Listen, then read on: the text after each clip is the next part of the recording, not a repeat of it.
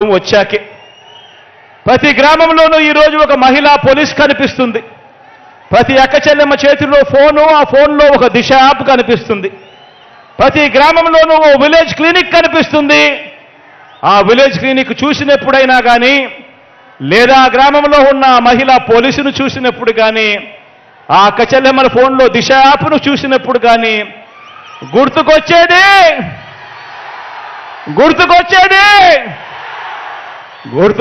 మీ జగన్. జరిగింది మన వైఎస్ఆర్సీపీ ప్రభుత్వం వచ్చాకనే.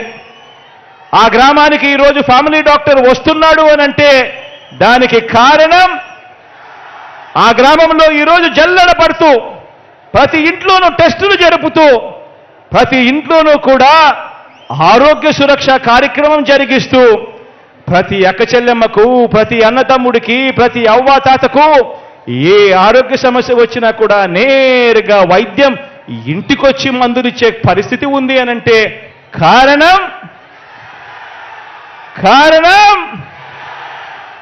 మీ బిడ్డ. జరుగుతా ఉన్నదే మన వైఎస్ఆర్సీపీ ప్రభుత్వం వచ్చిన తర్వాతే. ఆలోచన చేయమని అడుగుతా ఉన్నా.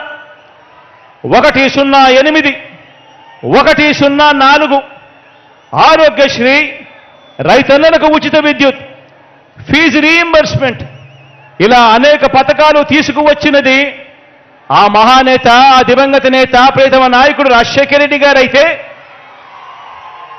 వాటిని మరింత మెరుగ్గా మరో 4 అడుగులు ముందుకు వేయిస్తా ఉన్నది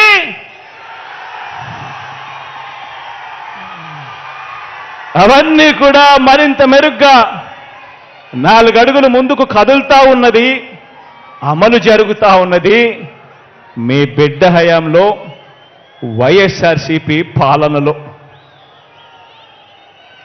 ఈరోజు రాష్ట్రంలో కొత్తగా 17 మెడికల్ కాలేజీలు ఈరోజు నిర్మాణంలో ఉన్నాయి. ఈరోజు రాష్ట్రంలో కొత్తగా 4 సీపోర్టులు కడతా ఉన్నాం. ఈరోజు రాష్ట్రంలో కొత్తగా 10 ఫిషింగ్ హార్బర్లు కడతా ఉన్నాం. ఈరోజు రాష్ట్రంలో కొత్త ఎయిర్పోర్ట్లు వస్తూ ఉన్నాయి. ఉన్న ఎయిర్పోర్ట్ల విస్తరణ జరుగుతూ ఉంది. పారిశ్రామిక కారిడార్లు ఉడుకులు పరుగులు చేస్తూ ఉన్నాయి. ఎప్పుడు ఎన్నడూ వినని పారిశ్రామిక వేత్తలు, సంస్థలు ఈరోజు మన రాష్ట్రం వైపు లైను కడతా ఉన్నారు. జరుగుతూ ఉన్నది ఎప్పుడు అనంటే మీ బిడ్డ పాలనలో, మన వైఎస్ఆర్సీపీ ప్రభుత్వం వచ్చిన తర్వాతే.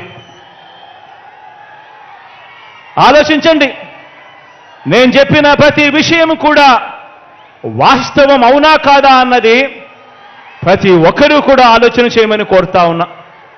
ఆలోచన చేయడమే కాదు, ప్రతి ఇంటికి కూడా ఈ వాస్తవాలను తీసుకొని పొమ్మని అడుగుతా ఉన్నా మిమ్మల్ని అందరినీ కూడా. ఒకప్పుడు 2019లో